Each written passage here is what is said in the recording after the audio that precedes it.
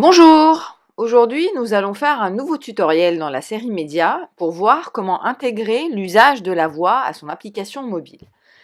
Je vais vous faire une petite démo de ce qu'on va faire. Donc, on va principalement utiliser deux composants qui sont Text-to-Speech et Speech Recognizer. Une petite démo. J'ai préparé cette petite interface d'application qui n'est pas une application complète en tant que telle, mais qui va nous permettre de comprendre les deux usages possibles de la voix. Donc, on l'a appelé Parle-moi. On a deux composants. Donc, un qui va me permettre de lire à voix haute le texte que je vais taper ici. Et à l'inverse, un autre qui va me permettre de transformer en texte écrit quelque chose que je vais prononcer moi-même. Donc, on va tester le premier. Je vais taper un texte, par exemple. Donc, je tape « Bonjour, tu vas bien ?» OK. Je peux choisir la langue. Donc ça, c'est important. Je vais choisir français. Vous allez voir après, si on prend une autre langue, ça va changer l'accent. Donc là, je vais rester en français. Et je vais cliquer sur le bouton mégaphone ici. Bonjour, tu vas bien. Et on entend « Bonjour, tu vas bien ?» Si je choisis une autre langue, par exemple, je vais prendre espagnol, vous allez voir, l'accent va être sensiblement différent. Por favor, tú vas bien. Donc c'est assez rigolo et c'est intéressant parce que ça veut dire que si on tape « habla espagnol », par exemple, cette fois-ci, on aura bien le bon accent en espagnol.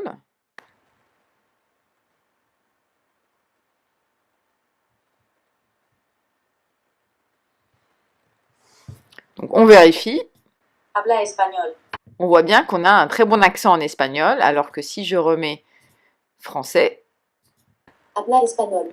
c'est prononcé avec l'accent français. Donc ça, c'est le premier composant, c'est ce qui nous permet en fait de traduire tout ce qui est texte en son prononcé.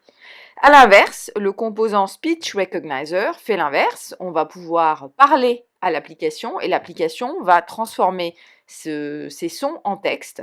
Donc, par exemple, j'appuie sur le bouton micro ici. Bonjour, bonjour, bonjour, je fais un test, je fais un test, je fais un test.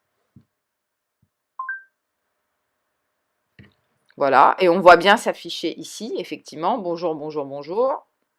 Voilà, si je clique dedans, je fais un test, je fais un test, je fais un test. Donc, on va regarder ensemble comment intégrer ces composants dans vos applications, comment les utiliser pour que vous puissiez inventer tout un tas de choses avec. Pour commencer notre tuto, vous allez créer un nouveau projet dans App Inventor. Donc, moi, je l'ai appelé Tuto Voix. Vous pouvez aussi l'appeler Parle-moi. Alors, je me suis un peu avancée dans la création de l'interface. Donc, je le rappelle pour ceux qui ne savent pas, pour savoir comment créer, tester, installer un projet dans App Inventor et la base pour pouvoir démarrer, il faut consulter le premier tutoriel de la série qui s'appelle Hello World. Donc ici, je me suis un peu avancée dans la création de l'interface. Je vais vous montrer ce que j'ai fait, mais ça vous permettra de le faire rapidement pour qu'on puisse se concentrer sur l'usage des deux composants qu'on veut utiliser aujourd'hui. Donc, dans l'interface, il me faut des choses simples. Ici, j'ai créé un label, voilà, que vous trouvez ici, donc qui est le label titre. J'ai créé un petit espace avec un label pareil, dont j'ai vidé le texte et j'ai mis une hauteur à 15 pixels. Ici, on a besoin d'un champ texte dans lequel on peut taper le texte à lire. Donc ça correspond à un champ textbox qu'on trouve ici. Pareil, dans la palette, dans la partie User Interface. Voilà. Donc vous pouvez lui configurer la hauteur comme vous voulez. Là, j'ai mis par exemple 150 pixels et une largeur de par an pour que ça occupe toute la largeur du téléphone. En dessous, j'ai mis pareil un tout petit espace qui est aussi un label dont j'ai vidé le texte. Et ensuite, j'ai créé deux boutons donc, que j'ai rangés dans une grille horizontale. Donc vous voyez là. Donc grille horizontale, vous la prenez sous Layout, c'est Horizontal Arrangement. Et dans laquelle j'ai mis deux boutons. Voilà, donc deux boutons comme ça. Le premier, c'est le bouton Text to Speech, donc qui va nous permettre de transformer un texte écrit en son, en voix. Et à l'inverse, le second, c'est le bouton Speech Recognizer qui va permettre de reconnaître donc la voix et de la transformer en texte. Et j'ai associé des images à ces boutons pour que ce soit plus joli. Donc ce sont des images que vous pouvez télécharger ici, dans la partie média, ou dans la partie à droite images, donc associées à chaque bouton. Et ces fichiers, je les ai créés moi-même, donc je vous en ai déjà parlé dans d'autres tutos. Soit vous allez chercher des images libres de droit, ou si vous ne comptez pas partager votre application, vous prenez l'image que vous voulez, ou vous la créez vous-même sur des logiciels de création de dessins, d'images ou autres. Il y en a un que j'utilise beaucoup parce que je le trouve très sympa et facile et pratique, c'est Canva.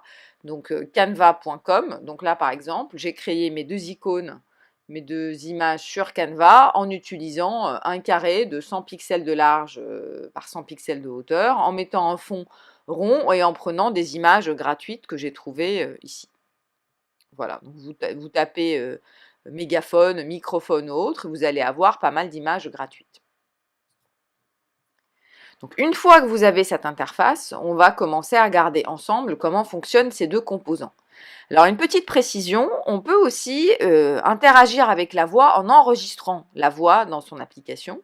Mais pour moi, ce n'est pas une interaction directe avec l'application et donc je ne l'ai pas inclus dans ce tutoriel.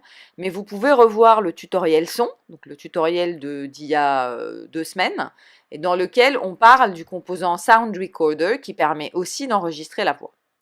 Donc aujourd'hui, on va se concentrer sur ces deux composants-là qui sont Text-to-Speech et Speech Recognizer. Vous allez commencer à les sélectionner dans la partie média et à les mettre au milieu. Ce sont des composants invisibles, donc ils vont se mettre en bas.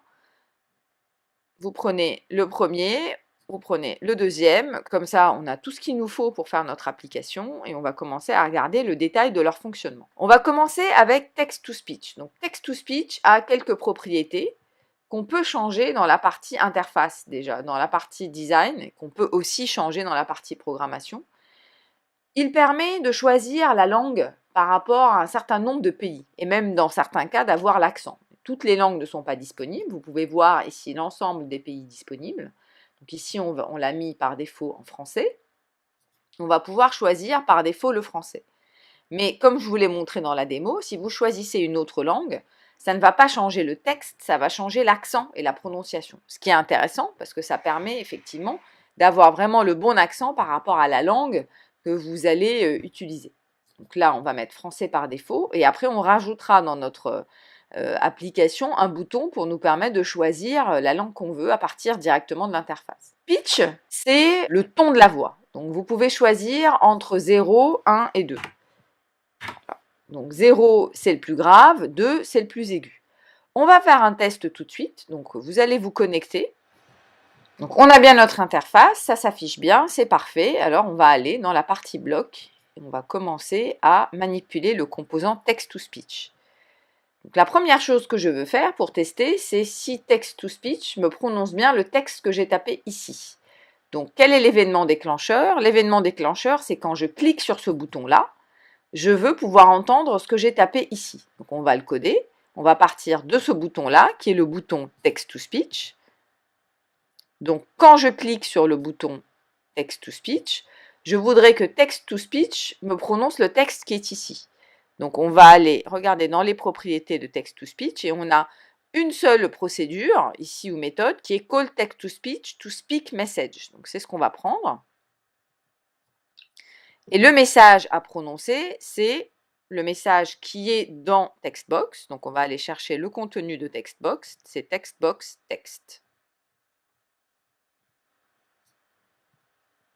Voilà.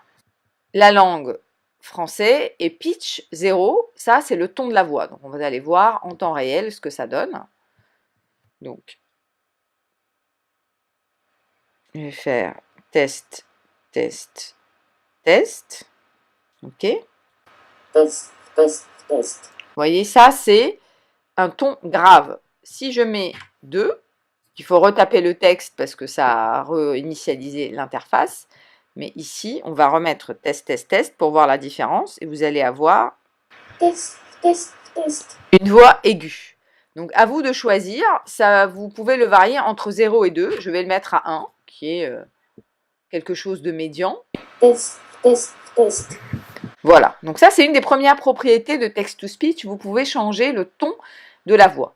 Autre propriété que vous pouvez changer, vous pouvez aussi l'inclure dans la programmation, c'est la vitesse de prononciation des mots, donc la vitesse du discours. Là c'est pareil, ça peut varier entre 0 et 2. Donc, on va le mettre à 0 pour pour voir ce que ça donne. test, test, test, Vous voyez, c'est assez lent. Et là, si on le met à 2, test, test, test, c'est assez rapide. Donc pareil, on va pour l'instant garder quelque chose de médian.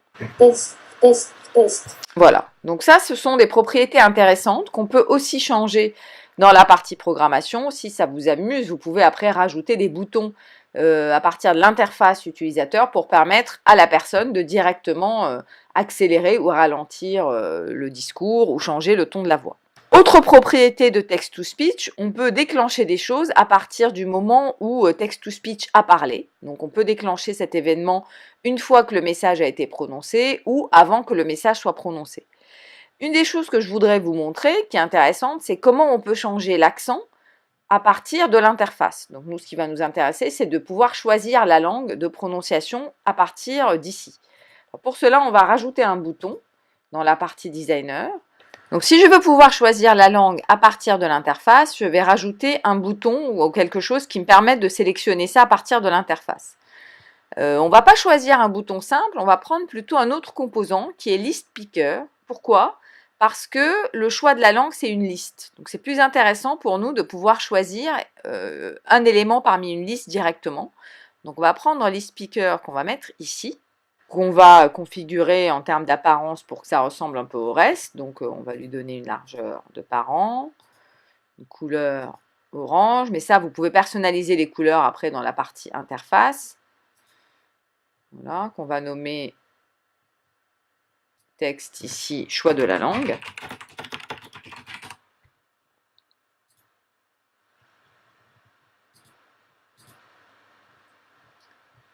Hop. Et on va aller dans la partie bloc pour associer à list picker les éléments qui composent donc la liste de langues de text-to-speech. Ce qu'on va faire, c'est deux choses en deux temps. On va dire when list picker before picking, donc en fait avant de choisir list picker, on va lui dire bah, tu vas aller mettre dans les éléments de list picker, donc associer à la liste list picker les éléments des langues de text-to-speech, donc on va aller voir ça.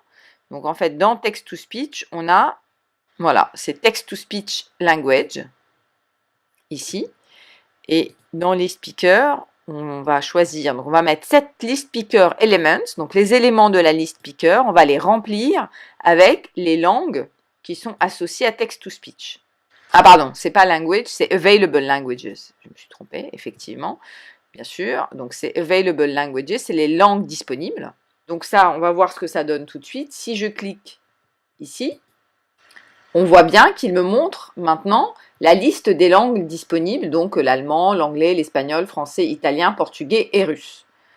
Maintenant, on ne peut pas faire grand-chose puisqu'on n'a pas codé le reste, donc il faut qu'on code la deuxième partie qui est, une fois qu'on a choisi une langue, donc on va repartir dans list picker, on va prendre cette fois-ci le deuxième événement qui est when list picker after picking, donc une fois qu'on a choisi une langue, on va affecter la langue choisie, donc la sélection de list picker, à la langue de text-to-speech. Donc on va aller lui dire, cette fois-ci, effectivement, tu vas me définir le langage actuel de text-to-speech à la sélection de list speaker.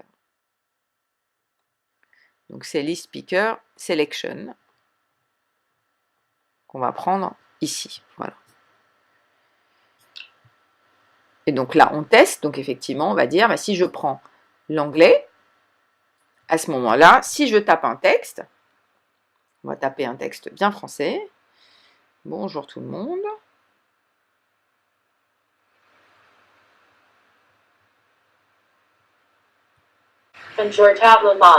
Et vous voyez bien que ça donne un accent anglais bien marqué. Cette fois-ci, on va choisir une autre langue, on va prendre du russe par exemple. Et ça fait des choses assez curieuses. Voilà, italien. Voilà, donc c'est une manière assez simple mais très sympa de pouvoir choisir la langue et rajouter d'autres choses à partir de l'interface. Donc ça, c'est pour le comportement de text-to-speech. Il n'y a pas énormément de propriétés, mais à partir de ça, vous pouvez faire des choses assez sympas. Alors maintenant, on va voir la deuxième partie qui est Speech Recognizer. Et d'ailleurs, vous pourrez après associer les deux. On repart dans Designer. on va se mettre au niveau de Speech Recognizer. Speech Recognizer a beaucoup moins de propriétés. Déjà, on voit dans l'interface ici qu'on ne peut pas changer grand-chose à Speech Recognizer. Donc, on va aller se mettre au niveau de Speech Recognizer. On va voir qu'est-ce qu'il a. Il a une méthode qui permet de récupérer le texte. Et ensuite, on peut, pareil, choisir de faire quelque chose avant que le texte qu'il récupère le texte et après avoir prononcé le texte.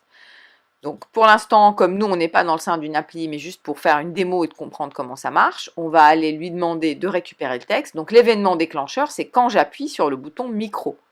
Donc quand je clique sur le bouton Speech Recognizer, je vais lui demander d'aller récupérer le texte. Donc quand je clique sur le bouton Speech Recognizer, je vais lui demander de récupérer le texte qui va être prononcé au micro, donc par la personne. Mais ensuite, il faut que je lui dise quoi faire de ce texte. Donc moi, je veux l'afficher dans Textbox. Donc je vais aussi utiliser l'événement After Getting Text, voilà, qui me donne le résultat. Donc c'est le fichier qui va être enregistré momentanément dans cette variable, qui est un paramètre de cet événement-là. Et je vais lui dire, tu vas m'afficher ce texte-là dans Textbox. Donc, on va changer le contenu de Textbox. Donc, on va faire set Textbox text to result, qui est le résultat de Speech Recognizer. Et on va tester tout de suite. Alors, il faut parler très vite, hein, attention, sinon ça ne marche pas. Donc, je clique sur le micro. Bonjour, bonjour, bonjour. Voilà. Et vous voyez s'afficher bonjour, bonjour, bonjour. Alors après, si vous voulez vous amuser, vous pouvez alterner les deux et vérifier qu'il a bien enregistré le texte que vous avez inscrit. Donc, je vous remonte de nouveau. Il faut parler très vite, sinon ça ne marche pas. Allô, allô, allô, allô, allô. Une fois que vous avez arrêté, effectivement, il reconnaît allô, allô, allô, allô, qu'on va essayer d'écouter en allemand cette fois-ci. Allô, allô, allô, allô, allô. Voilà. Donc, vous savez maintenant comment utiliser ces deux composants qui sont assez simples d'utilisation, qui permettent de faire quelques paramétrages sympathiques.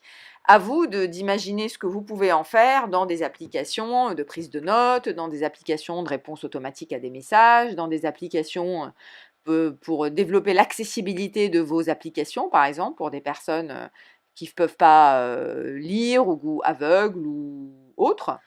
Pour finaliser l'apparence de votre petite application, vous pouvez personnaliser les couleurs pour avoir tout de manière homogène. Donc ça, je vous l'ai montré déjà dans d'autres tutos. Vous pouvez créer des variables de couleurs personnalisées comme vous le voulez. Là, par exemple, je suis allée choisir mes couleurs sur le site Adobe Color. Donc là, vous pouvez vraiment choisir la couleur que vous voulez.